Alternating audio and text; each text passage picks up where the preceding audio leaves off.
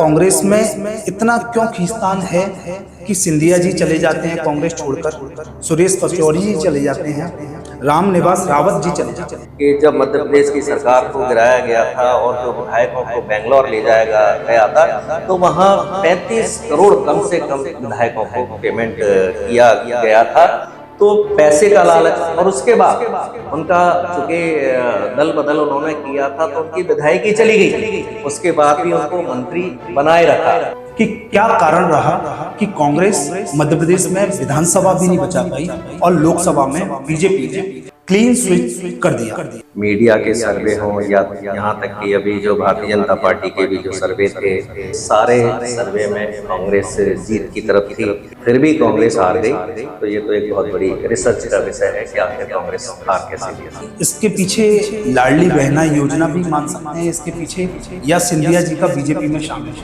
57 साल से सिंधिया जी के होते हुए हम मेयर का चुनाव ग्वालियर में हार रहे थे, और जैसे ही सिंधिया जी चले गए तो हम मेयर का चुनाव ग्वालियर में जीत गए। तो सिंधिया जी के जाने से कांग्रेस मजबूत हुई है। ये राजाशाही वाला जो आपने शब्द, मतलब यही है, कार्यकर्ताओं का, जनता का, किसी का सम्मान नहीं करते थे। अब वहाँ बीजेपी में जाकर उनको झुकना अभी उनकी मजबूरी है। बीजेपी ने राम मंदिर एक मुद्दा बनाया चुनाव में, और उस मुद्दे को पूरे देश में एक प्रचार प्रसार के रूप में हर घर झंडा लगा दिया।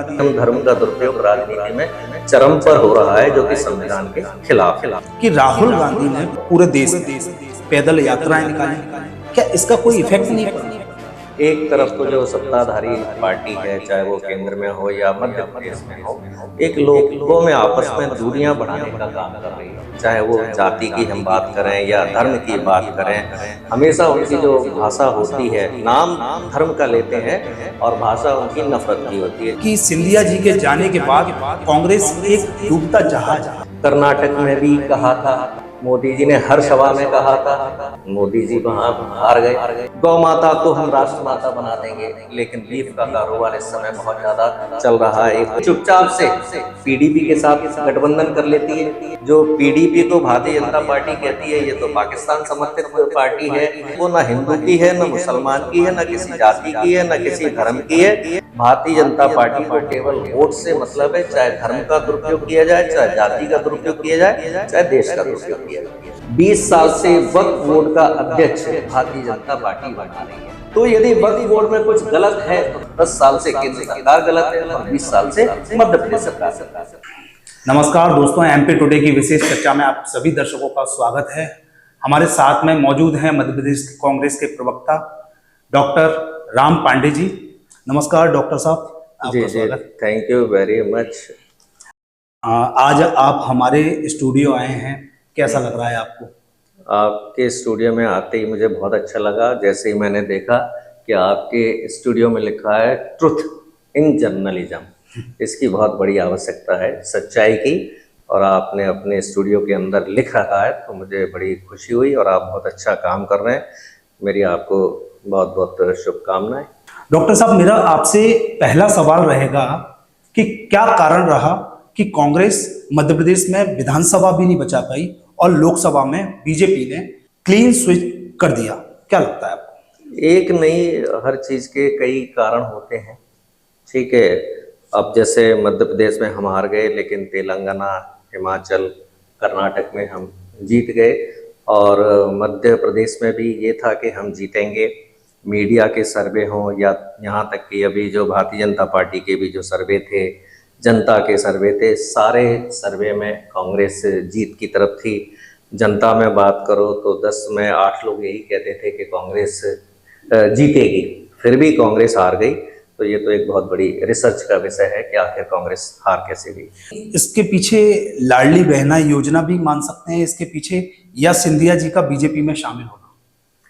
देखिए, सिंधिया जी बीजेपी में गए थे, उसके बाद उपचुनाव हुए थे, और ग्वालियर चंबल में जो सीटें थी सिंधिया समर्थकों की, काफ़ी सीटों पर वो हारे थे। जैसे ग्वालियर पूर्व की सीट हम बात करें तो सिंधिया समर्थक उस सीट पर थे, वो हार गए थे। डबरा की बात करें, इमरती देवी जी थी, वो हार गई थी। तो उपचुनाव में कई सीटों पर, विशेषकर ग्वालियर चंबल संभाग में सिंधिया समर्थक हारे थे, जबकि बताया ये जा रहा था कि सिंधिया जी के जाने से ग्वालियर चंबल में कांग्रेस साफ हो गई। और मेयर के जो चुनाव हुए थे, 57 साल से सिंधिया जी के होते हुए हम मेयर का चुनाव ग्वालियर में हार रहे थे, और जैसे ही सिंधिया जी चले गए तो हम मेयर का चुनाव ग्वालियर में जीत गए। तो सिंधिया जी के जाने से मुझे तो लगता है ग्वालियर चंबल में कांग्रेस मजबूत हुई है, क्योंकि जब सिंधिया जी थे तो वो अपनी राजाशाही जरूर दिखाते थे। अच्छा, ये राजाशाही वाला जो आपने शब्द बोला, जी, क्या लगता है क्यों राजाशाही, मतलब क्या कहना चाहते हैं इसका? मतलब यही है, कार्यकर्ताओं का, जनता का, किसी का सम्मान नहीं करते थे। बीजेपी में चले गए तो बीजेपी में उनके पास समर्थक नहीं है, जो कांग्रेस के समर्थक हैं वही उनकी जिंदाबाद करते हैं। अब वहाँ बीजेपी में जाकर उनको झुकना अभी उनकी मजबूरी है, लेकिन उनका ये ओरिजिनल नेचर नहीं है। अच्छा, मैं एक क्वेश्चन और करना चाहूंगा कि बीजेपी ने राम मंदिर एक मुद्दा बनाया चुनाव में, और उस मुद्दे को पूरे देश में एक मतलब एक प्रचार प्रसार के रूप में लिया। ना तो इस पर मैं कहूं कि निर्वाचन आयोग ने भी इस पर कोई कदम नहीं उठाया, जबकि वह प्रचार हो रहा था, हर घर झंडा लगा दिया। क्या लगता है आपको इसके पीछे? तो भारतीय जनता पार्टी तो कहती है, उनके 4 सांसद कह चुके हैं कि हम संविधान बदल लेंगे। एक ज्योति मिर्धा हैं राजस्थान से, उन्होंने कहा, अयोध्या के उनके सांसद थे, उन्होंने कहा, ऐसे कई सांसद उनके बोल चुके हैं। और भारतीय जनता पार्टी समय समय पर कहती है कि हम संविधान बदल लेंगे, क्योंकि संविधान में स्पष्ट लिखा हुआ है कि धर्म का उपयोग राजनीति में नहीं करना चाहिए। और इस समय धर्म का उपयोग नहीं कहेंगे, हम धर्म का दुरुपयोग राजनीति में चरम पर हो रहा है, जो कि संविधान के खिलाफ है। कि राहुल गांधी ने पूरे मध्य प्रदेश में और पूरे देश में पैदल यात्राएं निकाली, क्या इसका कोई इफेक्ट नहीं पड़ा? देखिए, उन्होंने यात्रा निकाली थी, भारत जोड़ो यात्रा, भारत जोड़ो न्याय यात्रा। एक तरफ तो जो सत्ताधारी पार्टी है, चाहे वो केंद्र में हो या मध्य प्रदेश में हो, एक लोगों में आपस में दूरियां बढ़ाने का काम कर रही है। चाहे वो जाति की हम बात करें या धर्म की बात करें, हमेशा उनकी जो भाषा होती है, नाम धर्म का लेते हैं और भाषा उनकी नफरत की होती है, जबकि धर्म की जो ओरिजिनल भाषा है वो प्रेम की भाषा है। तो राहुल गांधी जी ने जो यात्रा निकाली थी, कोई चुनाव जीतने के लिए नहीं निकाली थी। उन्होंने देश में एक सद्भाव बना रहे, देश में लोग आपस में मिलजुल कर रहे, देश के 140 करोड़ लोग आपस में साथ में रहें, तो इसके लिए यात्रा निकाली थी। और वो अपनी यात्रा में सफल हो रहे हैं। एक नफरत के बाजार में मोहब्बत की दुकान खोल रहे हैं, और मोहब्बत से दुनिया को जीता जा सकता है। नफरत से कुछ समय के लिए आप जीत सकते हैं, लेकिन परमानेंट जो जीत होती है वो मोहब्बत की ही होती है। अच्छा, मैं आपसे एक सवाल आपसे मतलब आपके जीवन से जुड़ा हुआ करना चाहता हूँ।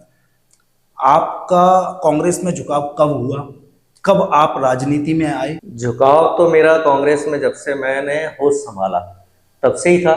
हमारे देश के प्रथम प्रधानमंत्री पंडित जवाहरलाल नेहरू, उनसे मैं बहुत प्रभावित था। इंदिरा गांधी जी से भी बहुत प्रभावित था। महात्मा गांधी जी ने जो आंदोलन किए देश की आज़ादी के लिए, पूरे देश को एक साथ में रखा, उससे बहुत प्रभावित था। स्वतंत्रता आंदोलन के बारे में पढ़ा, उससे मैं बहुत प्रभावित था। देश जब आज़ाद हुआ तो हमारे पास कुछ नहीं था, हमारे देश में सुई भी नहीं बनती थी, लेकिन पंडित जवाहरलाल नेहरू जी के प्रयासों से, कांग्रेस के प्रयासों से देश में औद्योगिकरण हुआ। हवाई जहाज तक बनाने का काम देश में होने लगा। IIT, IIM जैसे संस्थान, जो विश्व स्तरीय संस्थान हैं, वो नेहरू जी के नेतृत्व में खोले जाने लगे। यहाँ तक कि हम यदि सशक्त भारत की बात करें तो इंदिरा जी ने परमाणु विस्फोट किया, पाकिस्तान को भी सबक सिखाया, उससे बांग्लादेश को अलग करके। राजीव गांधी जी की बात करें तो कंप्यूटर क्रांति वही लेकर आए थे, जिससे आज हम देश में कहीं भी बैठकर बात कर लेते हैं, देख लेते हैं। तो जो कांग्रेस की सबसे बड़ी बात यह है कि कांग्रेस कहती कम है, काम ज़्यादा करती है। वहीं भारतीय जनता पार्टी का जस्ट इसका उल्टा है। मेरा एक और सवाल है कि 2014 के बाद से आज तक कांग्रेस केंद्र में अपनी सत्ता नहीं हासिल कर पाई है, इसके पीछे की क्या कमियां हैं? देखिए, सत्ता हासिल उद्देश्य नहीं होना चाहिए नेताओं का। नेताओं का उद्देश्य होना चाहिए कि हमारा देश आगे बढ़े, देश का विकास हो, देश में शिक्षा का स्तर अच्छा हो, देश में स्वास्थ्य का स्तर अच्छा हो, इंफ्रास्ट्रक्चर अच्छा हो, हमारे देश का पर्यावरण अच्छा हो, हमारे देश की सड़कें अच्छी हो, हमारे देश में नहरें हो, हमारे देश में सिंचाई अच्छी हो। लेकिन 2014 के बाद जो राजनीति जो चल रही है, वो उस राजनीति ने एक सच्चाई के साथ नहीं चल रही है। एक मीडिया को मैनेज करके, किसी अन्य माध्यम को मैनेज करके एक झूठ को सच के रूप में जनता के पास पहुंचाया जा रहा है, और जो सच है उसे झूठ बनाकर जनता के पास पहुंचाया जा रहा है, जनता को लगातार भ्रमित किया जा रहा है। उसमें जो शुरुआती दौर में जो सबसे बड़ी जो बातें थी, एक काला धन लेकर आएंगे, 15-15 लाख अकाउंट में डालेंगे, ना डालिए, लेकिन बात काले धन की थी। तो काले धन के नाम से आपने कांग्रेस को बदनाम करने का काम किया। जब आप सत्ता में आ गए, 10 साल हो गए, आप उस काले धन को लेकर आइए, उससे हमें बहुत बड़ा नुकसान हुआ। कोल घोटाला, 2G घोटाले पर बड़े बड़े आरोप लगाए गए। बाद में सुप्रीम कोर्ट में ये साबित हुआ, मोदी सरकार ने सारे वहाँ अपने पक्ष के लोगों को भेजा, लेकिन अंत में सुप्रीम कोर्ट के डिसीजन ये रहे कि ये कोई घोटाला ही नहीं था। एक लोकपाल के माध्यम से कांग्रेस को बहुत अगेंस्ट में माहौल बनाया। कांग्रेस से लोकपाल का हम हाल देख रहे हैं, आज कितने घोटाले चल रहे हैं, कितनी जांचें चल रही हैं, और लोकपाल का कुछ अता पता ही नहीं है। तो 2014 से, ये तो शुरुआती दौर की बातें थी, फिर 2015 में नए जुमले, फिर 2016 में नए जुमले, 2017 में नए जुमले, 2017 तक हम ये कर देंगे, 2022 तक हम ये कर देंगे। अब जनता को भ्रमित किया जा रहा है कि हम विकास 2047 तक करेंगे। केंद्र सरकार ने वक्फ बोर्ड जो कानून है वह पारित किया है, उसको लेकर आप क्या कहेंगे? देखिए, उनको इस तरह का माहौल बनाना है कि देश में तनाव बना रहे, और जितना देश में तनाव बना रहेगा, जितना देश में दंगे की संभावना होगी, उतना भारतीय जनता पार्टी को फायदा होगा। हम CA NRC की बात करें, कितने साल हो गए कानून बने हुए, लागू नहीं हुआ। असम में शुरुआत हुई, वहां भी बंद कर दिया। 250 करोड़, उसमें भी वो CA और NRC को लागू करने में 250 करोड़ रुपया असम सरकार वहां खा गई। CA NRC का कुछ पता नहीं है। दूसरे आपने कहा वक्फ बोर्ड, वक्फ बोर्ड केंद्र सरकार के अंतर्गत आता है। जो अल्पसंख्यक मंत्रालय के जो केंद्रीय मंत्री होते हैं, उसके अंतर्गत आता है। 20 साल से वक्फ बोर्ड का अध्यक्ष भारतीय जनता पार्टी बना रही है। 20 साल से वक्फ बोर्ड के सदस्य भारतीय जनता पार्टी बना रही है। तो जो प्रदेश सरकार होती हैं, उनको प्रदेश सरकार में वक्फ बोर्ड के अध्यक्ष और सदस्य बनाने का अधिकार होता है। जो केंद्र सरकार के अंतर्गत जो वक्फ बोर्ड आता है, वो केंद्र सरकार को उसके अध्यक्ष और सदस्य बनाने का अधिकार होता है।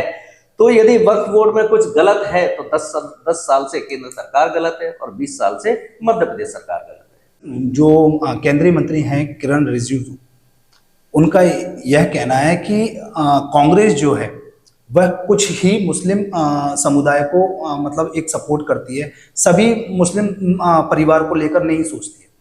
देखिए, कांग्रेस ने तो हमेशा ये कहा, हिंदू मुस्लिम सिख ईसाई आपस में है, सब भाई भाई।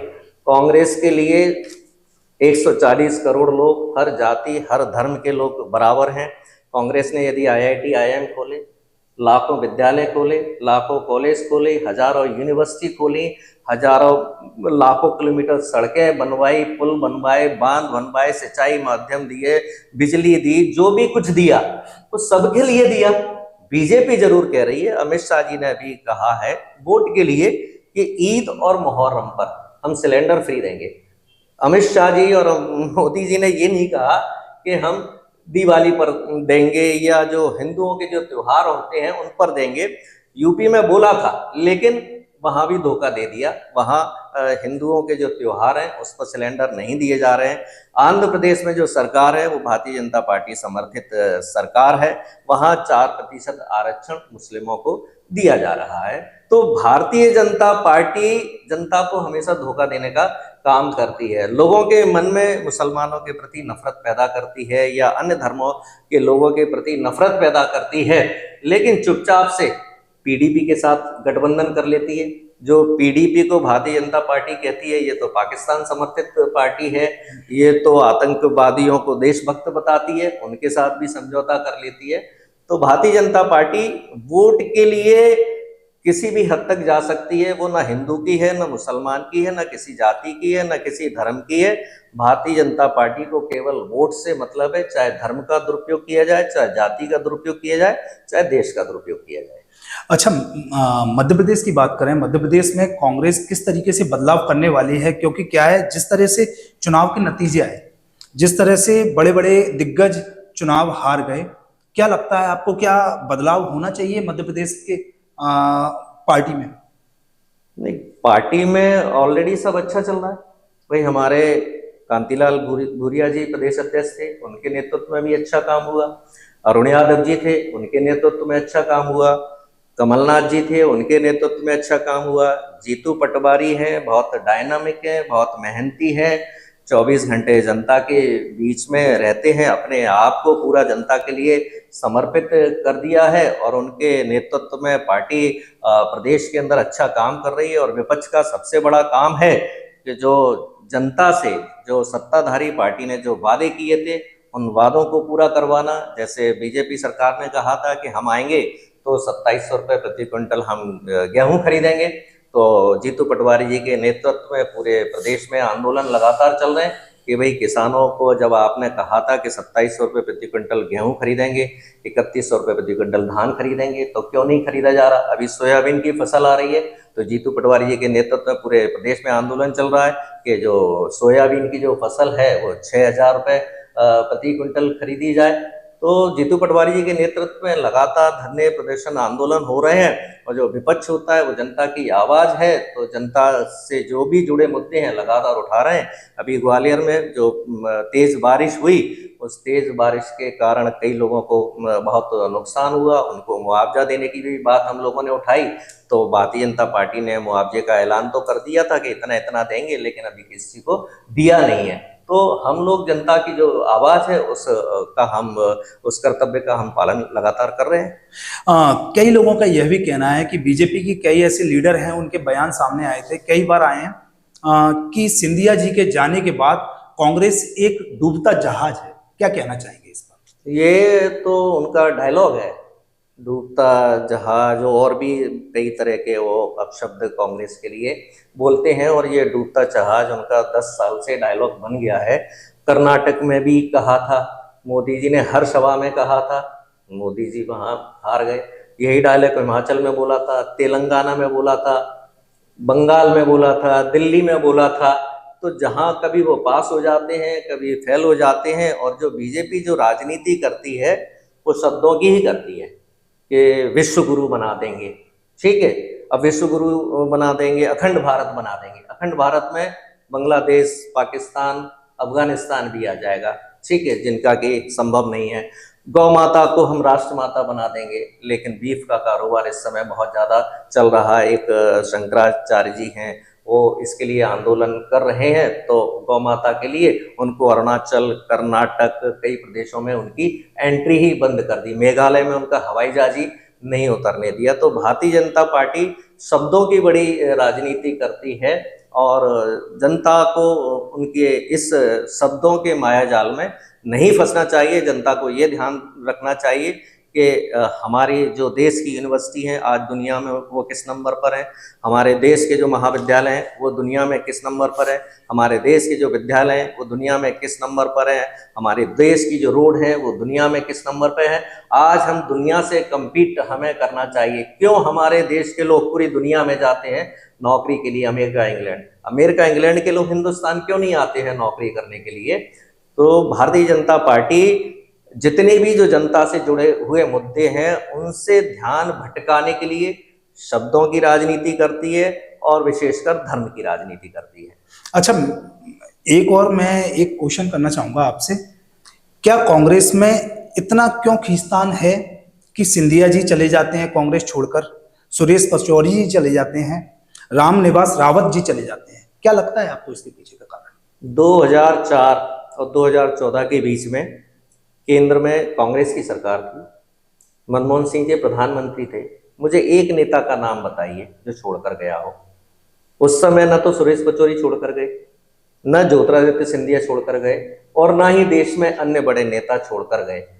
2004 और 2014 के बीच में आप नहीं गए, इसका मतलब ये है कि आप सत्ता के लालची हो। जहां सत्ता रहेगी आप वहां रहेंगे, तो आप सत्ता के लालच के कारण वहां गए हैं।